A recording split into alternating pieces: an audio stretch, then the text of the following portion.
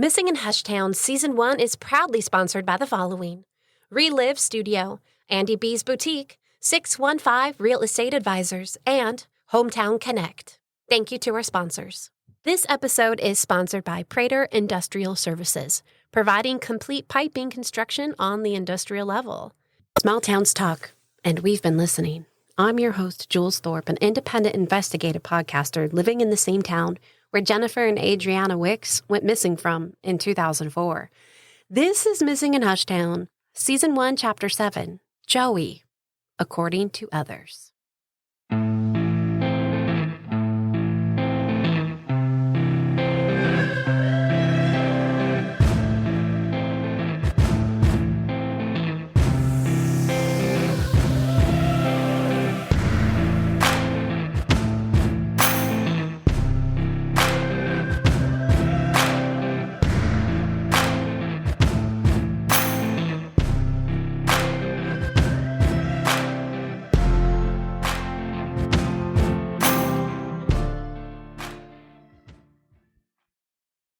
The following is a text message, verbatim, which I sent to Joey Benton's phone. Quote, "Hi, Joey. This is Casey's co-producer for our podcast, and I wanted to reach out again and ask if you would consider being interviewed for the podcast. So much is being said about you, around you, for you, but none of it comes from you, and I wanted to give you the opportunity to address anything you want. I can send over questions for you to approve ahead of time. I encourage all my guests to record our sessions as well for their peace of mind. We can do a phone interview for convenience if you wish, or I have an office in Springfield Square at Small Town Startup. I'm not asking any questions about March 25th, 2004. I want to know about you, your childhood, your small town experience, your friendships, your love with Jennifer, how Adriana adored you, what your life has been like since they disappeared. Casey and I talked, and we want to tell everyone's story and tell it fairly." End quote. No reply. I had to sit on what I was going to do next for a while. I didn't want to hurt anybody's reputation, career, relationships, or life. And I know podcasts are known to dive deep into who people are, but Joey didn't reply. He didn't give his consent to being involved in this project. And then one day behind the scenes, Casey calls me. And she shares with me that now we have confirmation from inside the Benton family that we are no longer looking for the girls alive. We now believe that we are searching for their remains to bring home. The remains of Jennifer. The remains of baby Adriana. And I got upset. For 20 years, Joey Benton has held on with a firm grip to the narrative he put out into the world that he dropped the girls off at the Exxon station. And now I was sitting in my house listening to Casey tell me in detail what and how we know and what we know, and that the girls never made it to the gas station. And I made a decision. It didn't matter if Joey didn't willingly become involved in this podcast. He involved himself 20 years ago when he was promising a life to Jennifer. He involved himself 20 years ago when he knowingly allowed a little 2-year-old girl named Adriana to become attached to him, to trust him, to love him. My decision was this: tell the story.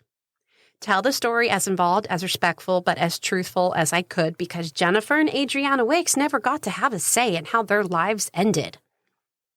No matter who was responsible, the truth we choose to believe is this: someone in that Benton home knows how Jennifer and Adriana died on March 25th, 2004. And someone in that home went to great lengths to make sure nobody outside of those four walls would ever know. But they didn't account for the dogged pursuit of Jennifer's family to bring her and her baby home. When I taught high school English, we would build a character chart based upon what people said about and to the character. So often someone can be figured out by watching the way others react around them. When people die, we tend to say how special that person was, focus on their accolades, celebrate their strengths. But Jennifer's family has never pretended that she was perfect. In fact, Casey says Jennifer was absolutely not perfect. She made some poor choices. She made some impulsive choices. She didn't always light up a room or look happy. She was real. And her family loved her as she was. But what Jennifer wasn't was mean. She wasn't malicious. She wasn't abusive. And from what I've heard about Jennifer, she would have done anything in her power to protect her little girl. And she absolutely wasn't going to go down without a fight.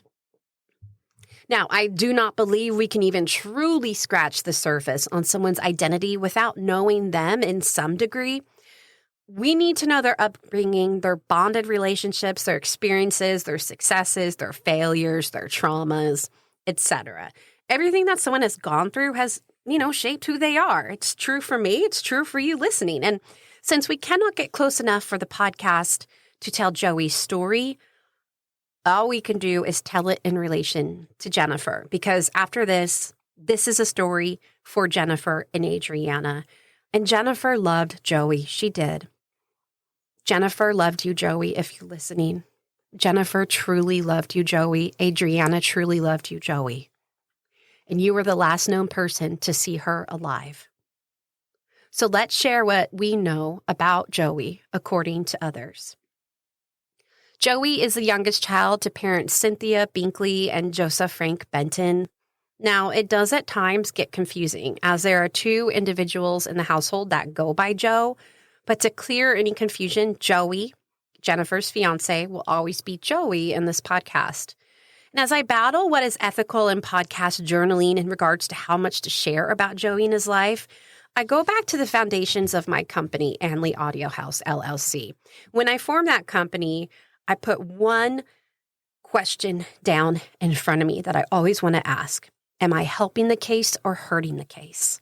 And this is currently an active case going on in the background. I will not be diving into any speculation about Joey's childhood of possible or not possible trauma, abuse, mental health suspicions, or anything else. So this chapter will be strictly based on need-to-know facts. And we have to remember that unless we leave an open mind, we'll remain closed off to any other possible leads this case will take us. As I am sure many people are wondering at this point, Jules, do you think Joey killed Jennifer and Adriana? And to that, I say it doesn't matter what I think. So no, I will never say on this podcast whether or not I believe Joey killed the girls. Do I believe Joey knows where the girls' remains are? Yes. Oh, yes, I do. And I can and I will back up that claim in the last episode of this podcast with the help of our fierce Wix warrior, Casey, and co-producer on this podcast.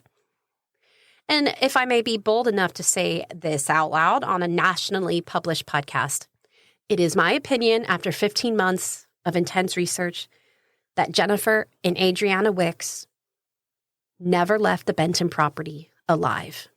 Full stop. I cannot and will not share my own theories. All I will do right now is present the information we have, and then I'll invite the conversations. That's what we have to do, is get everybody talking. What we don't want to do is incite vigilantes. This podcast's purpose is to get the conversation started and get it so loud that justice cannot be drowned out any longer in a town who is now shouting for answers. So let's keep going. Joey has an older sister named Amy Jo. Here's a childhood friend of Amy sharing about what it was like sleeping over at the Benton household when they were young kids. My involvement was that I went to school with Amy Jo in 4th grade, and I would spend the night at her house.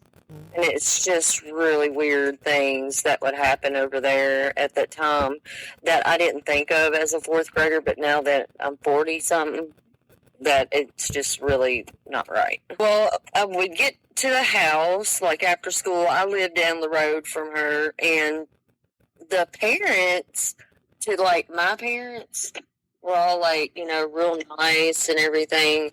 But once they were alone, away from, like, my mom and dad and stuff, and we were at their house, kind of weird, standoffish, sort of. And I can't remember the mama's name. I just called her Miss Benton. She would immediately take us from in the house. We'd go through the kitchen, walk down a long hallway, go straight to Amy Jo's room, and she'd shut the door and lock it from the outside. Interesting. Mm-hmm. And so, we'd be in there, and of course, Amy's room was next to the graveyard, and we'd talk about who's going to sleep on what side of the bed, that sort of thing girls would do at that time. And I would just ask her, I'd be like, can I go to the bathroom? And she'd say, well, we have to knock on the door, and Mom would come and take us to the bathroom. What? Mm-hmm. Mm-hmm. Like that was a typical thing for Amy? That wasn't odd to her? Yeah, no, she seemed like it was just a totally normal thing. And Joey would be in his room, and like they had those little latches from the outside, like on a screen door, from the outside of the door to like the little dang, I can't think of it. The little wall, part around the door, and they'd latch it. They'd lock us in our rooms, and they'd lock Joey in his room. And so, like, Amy would have to go up to the door, and she'd knock, like, 3 times, and the mama would come to the door, open it up, and say, what do y'all need? And I'd be like, I have to go to the restroom. And so she would walk me to the bathroom and shut the door and lock it from the outside. It's just really screwed up. What? Yeah. You had to knock to get out of the bathroom? I had to knock to get out of the bathroom, and then it was almost like you were in jail. And you'd have to go out of the bathroom and then take a left and go down the hall straight back to Amy's room. And she'd shut us in there, and she'd say, I'll bring y'all some drinks and a snack in about 15 minutes. Y'all should be fine. I would ask Amy, I was like, why are they locking us in here? Why can't we go to the den and watch TV or something? And she'd say, well, they just want to keep us away from Dad. Mom wants to just keep us away from Dad. I don't know. At that point, as a 4th grader, I was like, oh, okay, maybe he's just not in a good mood today. Wow. But she'd come back, and she'd have, like, Kool-Aid, and it used to be Ding Dongs came in a silver wrapper. And she'd open the door, and it would be in a little box. Not like on a plate or on a little TV tray or something for us. It was like a little cardboard box. And she'd say, when y'all are finished with this, just set it on beside the door inside the room. And I'll come and check on y'all in 30 minutes and bring y'all dinner. And she'd lock the door back. And then when I found out later that she was on drugs and messed up and went to a mental place and whatnot, I was like, okay, something must have been happening while I was not at the house while she was growing up.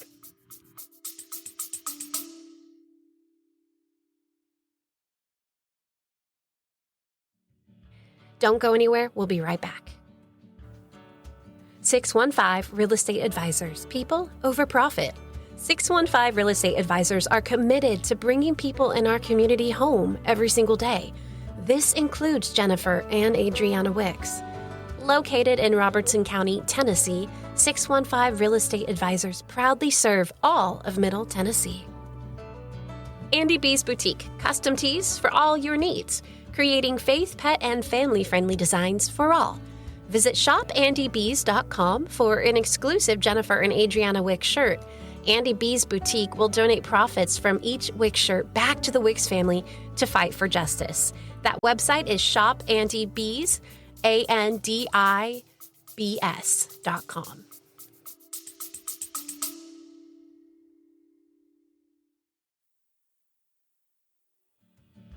Don't go anywhere. We'll be right back. 615 Real Estate Advisors. People over profit.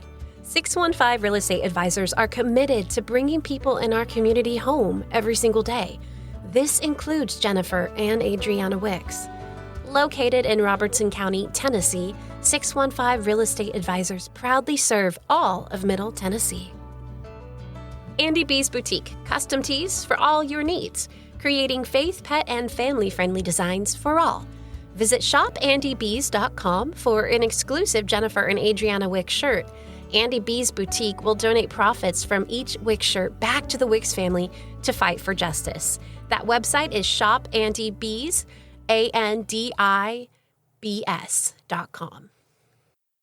In the shadows of the city, a business missed a crucial chance, neglecting the power of captivating content. While others captured hearts, their story remained hidden. But you can rewrite your story. Relive Studio transforms your brand with striking photos and video content. Visit www.relive.studio. Mention this ad and receive free photos with your video package. Unlock the story your brand deserves. Hometown Connect, your local list. Hometown Connect, your ultimate list, bringing communities together through small-town business connections. They're your go-to app for all things Middle Tennessee. They empower local businesses and promote the shop local revolution through advanced technology while never sacrificing online privacy. With innovative Bluetooth proximity marketing, direct customer messaging, and in-app marketing tools, they're your ultimate local list. Hometown Connect. In the shadows of the city, a business missed a crucial chance, neglecting the power of captivating content. While others captured hearts, their story remained hidden. But you can rewrite your story. Relive Studio transforms your brand with striking photos and video content. Visit www.relive.studio. Mention this ad and receive free photos with your video package. Unlock the story your brand deserves. Hometown Connect, your local list. Hometown Connect, your ultimate list, bringing communities together through small-town business connections. They're your go-to app for all things Middle Tennessee. They empower local businesses and promote the shop local revolution through advanced technology while never sacrificing online privacy. With innovative Bluetooth proximity marketing, direct customer messaging, and in-app marketing tools, they're your ultimate local list. Hometown Connect. In a police report with the Robertson County Sheriff's Office, it's documented that Kathy stated how Joey Benton's parents seldom let Joey out of their sight and do things on his own. I don't know the extent of this, but it appears to align with the things we've heard. Joey grew up in Robertson County, Tennessee, where his home address is in the city of Springfield, but it's just a few roads away from Cross Plains. And Cross Plains is where the small-town high school of East Robertson is, and this is the same high school that Jennifer went to for 9th and 10th grade, the same one that Joey graduated from. Joey was a few years older than his former friend, T.C. Collins. When we were asking around the community for any friends or any former friends of Joey Benton's to come forward and talk to us, T.C. Collins' name continued to pop up. Casey reached out to him and asked if he would consider coming onto our podcast. After thoughtful consideration, he said yes. One of TC's main motivating factors for coming on the podcast was to clear his name. Throughout the years since the girls went missing, there have been numerous rumors and, according to TC, allegations that he knew or was involved with what happened to Jennifer and Adriana Wicks. The following are excerpts from my 2.5-hour sit-down conversation with TC. What I think you'll find especially interesting is that TC came into Joey's life as a best friend less than a month after the girls disappeared. Yes, they had known each other and seen each other around, but it wasn't until Jennifer and Adriana disappeared and TC went through a devastating heartbreak that the two became close. Take a listen. I am Thomas Collins. I grew up in Cross Plains, Tennessee, and everybody knows me as TC Collins. I only actually spent about a year of my life hanging out with Joey. And that started about a month to the day after the girls came up missing. But the first time I hung out with him, now I knew who he was, and you know, from around town, I'd heard his name a couple of times. But I, for whatever reason, it never clicked that he was the one that everybody was talking about. It was his girlfriend and her kid that was missing. It never occurred to me. But my girlfriend at the time, after we left hanging out that very first time, she said, you know who that was, right? I said, well, yeah, it's Joey. She said, yeah, but, he's the one with the missing girlfriend and kid. And it floored me. I was like, you're kidding. And so after that, it was, I mean, I hate to get into big time story time or anything, but this is just how it happened beginning to end. Me and her actually broke up within that next week or two. And so Joey called me for something, however it was, we hooked up and we kind of struck up a friendship. I, like I said, had hung out with him once before I even knew, and he made an impression on me. It just seemed like, a cool dude. He was into sports, I was, and then after the fact, whenever we hung out and it was just us, we found that we had in common that we were both going through a tough time, with his being with Jennifer and Adriana missing, and mine being with having that breakup. And because it was my first real breakup. I was a kid. I was like 18 years old. So, it was a bigger deal than it sounds like. I mean, we were both pretty pathetic at the time, but I never did, I didn't spend a whole lot of time around his mom and dad, but the times that I spent around them, Miss Cindy was always just sweet and nice to me. I did not ever in my life meet Jennifer or Adriana, and I didn't know that Joey had a girlfriend until after the fact. When the first time me and the ex-girlfriend went and hung out, that was, I want to say, April 24th or 5th. It was almost to the day a month. So it was just, a coincidence, but I guess I cannot understand why people think that if he did something that he would have told anybody, let alone me. We had only known each other for a couple months. I mean, he had other friends, two in particular, but that were there constantly and had been for years. They were all cronies. My main objective is that if there's anything I can say about my experience there that will help the case and get those girls found, that's what needs to happen. I want more than anything for these girls to be found. I'll lose sleep over it now because it runs through my mind constantly that if I had just not been so naive, maybe if I wasn't so lonely then and needed a friend so bad, just like he did, that maybe I'd have paid more attention to things that would have been helpful. But I did not want to believe that my friend or his family were capable of something like this, because it's horrific. I mean, it's a baby. Even, and never mind, the mother.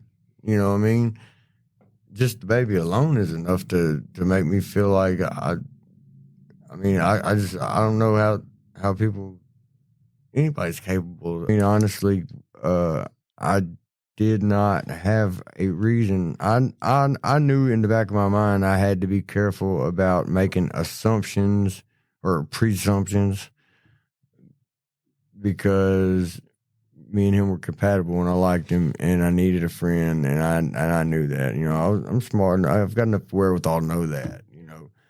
But I didn't see anything that told me that these people were killers or that there was a motive. But I will say this.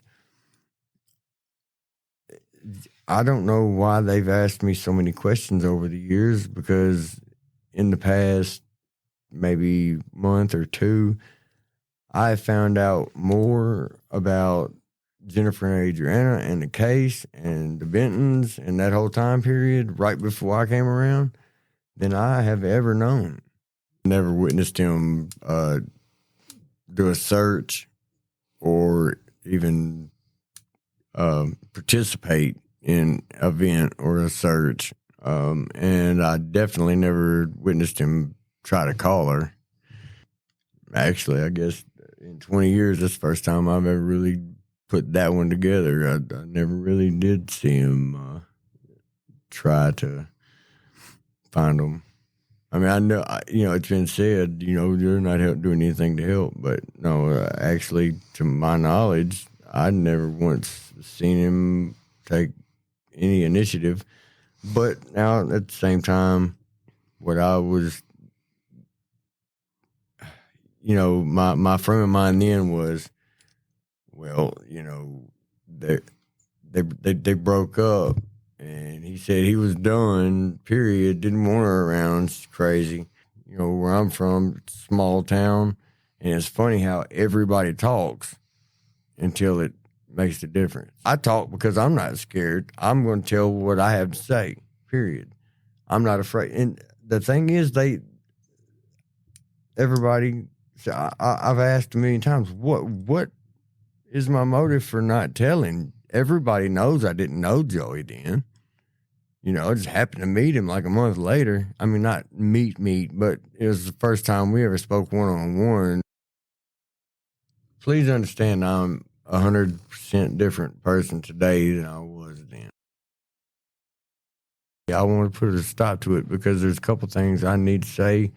I might get arrested for it, but I'm going to have to say it. This part's important. This is what I want people to know because I haven't been allowed to say it in 20 years, and I'm tired of them telling me what I can and can't say. It's censorship. I understand not hindering an investigation, but I gave these folks information 20 years ago that they've done nothing with. Like the TBI told me not to tell Robertson County or anybody else anything because they were flubbing the investigation as it was. Robertson County told me not to tell the TBI or anybody else because it was their investigation. I witnessed the man one time in the year that I knew him cry crocodile tears one night telling me this story. It's hard for me to believe that he put on a show like that. Joey didn't have a flair for the dramatic at all. And tears to me coming from him, he's in pain one way or the other. And so in my personal opinion, I believe he knows something. I just don't believe that he had the heart to do anything to either of them girls, but helping cover it up. This is all speculation. I don't know. And I've not been told that. I mean, I was told something, but it was like later, he told me it was a lie and TBI and Robertson County couldn't do anything. Well, okay, I'll tell you the details. He came to me a couple weeks later and said, well, that story I told you wasn't true. I told you that just because there were so many rumors going around at the time, and I made that one up, and I wanted to see if it got back to me to see if I could trust you. Sounds good, but it sounds, now that I'm almost a 40-year-old man, like a crock of stuff, is now sounding very convenient. But what if I told that story to somebody, and that was, if I only told it to one person, and it just happened to be the right person, that was the thing that caused the problem in a case like that. They want somebody to blame. Mm-hmm. I couldn't take that chance. I mean, still not willing to take that chance, but I'm willing to do everything that I can do to help this family. But what I want people to know is that I have not been allowed to, this was the thing that I kept getting for a solid, at least 5 to 7 years. It was constant messages, constant I see somebody sees me at the store, they got to stop me, just tell me how screwed up it is that I would, help defend a murderer and this and that. It's like I've always done exactly what I'm doing now. I tell the truth best of my ability. My opinion has changed a little. Mm-hmm. But back then, if somebody asked me if I thought he did it, I would say, if he did, he didn't tell me and he's doing a real good job of hiding it. I said, but no, I don't believe that he did. And I still don't. I believe it'd be more feasible to think that something happened and he got put into the middle of it by family members or somebody that he cared about. And, because after seeing him, cry that night, and after telling the story he told me,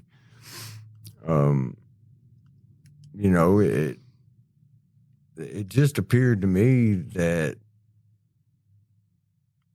it was either he did something accidentally or he didn't do anything at all, and he was crying because he was, number one, absolutely going to be screwed for being involved, but the people that he was protecting are people you can't not protect, honestly. I mean, what do you do if it happened allegedly to be your mother and father?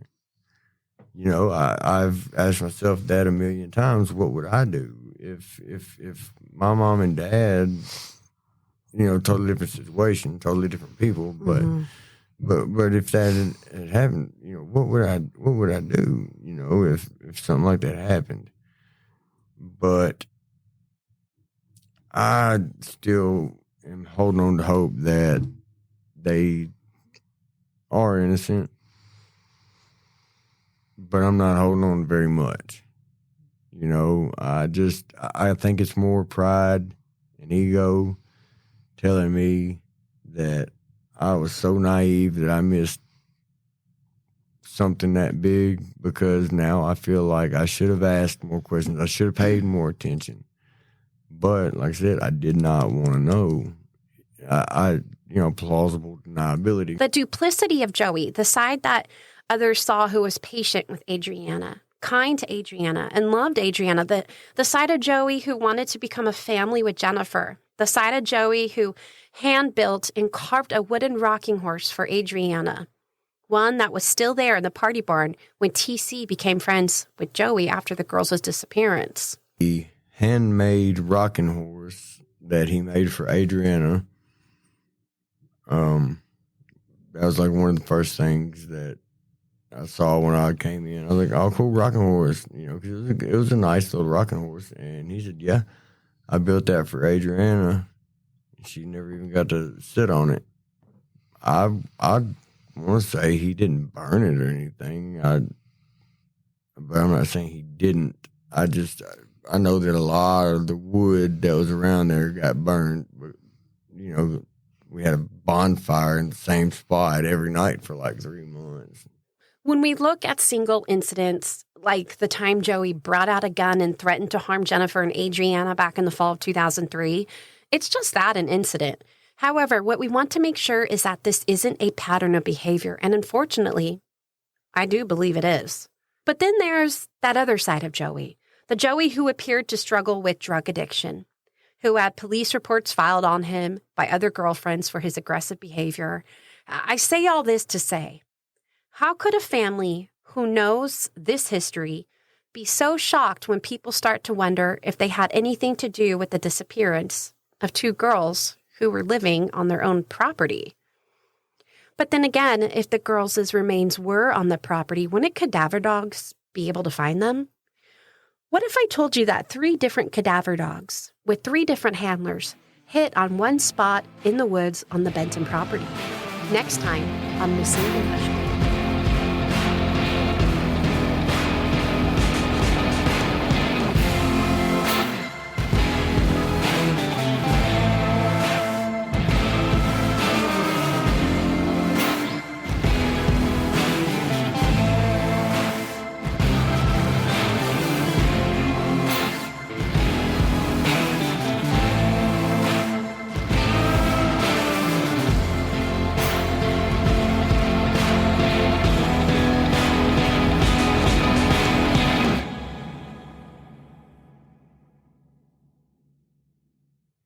Thank you to our episode sponsors, Prater Industrial Services, providing complete piping construction on the industrial level, and Honest Air Heating and Cooling, honest, fast, reliable. Missing in Hushtown was executive produced and written by me, your host Jules with Anley Audio House, LLC. Casey Robinson was co-producer. Special thanks to John Thorpe, Patrick Robinson, my parents, and Jen Rivera, and to our children. To follow our continued efforts on justice for Jennifer and Adriana Wicks, you can find us on Facebook at Justice for Jennifer and Adriana Wicks.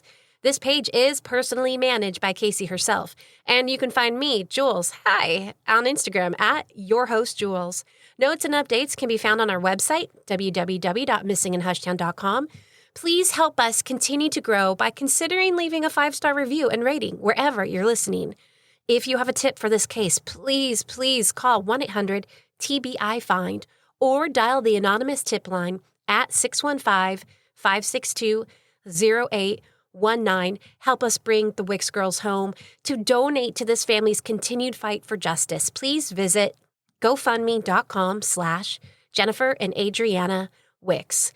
And to support the podcast and to help us continue this production, you may click support the show in the show notes and donate a Wicks kiss.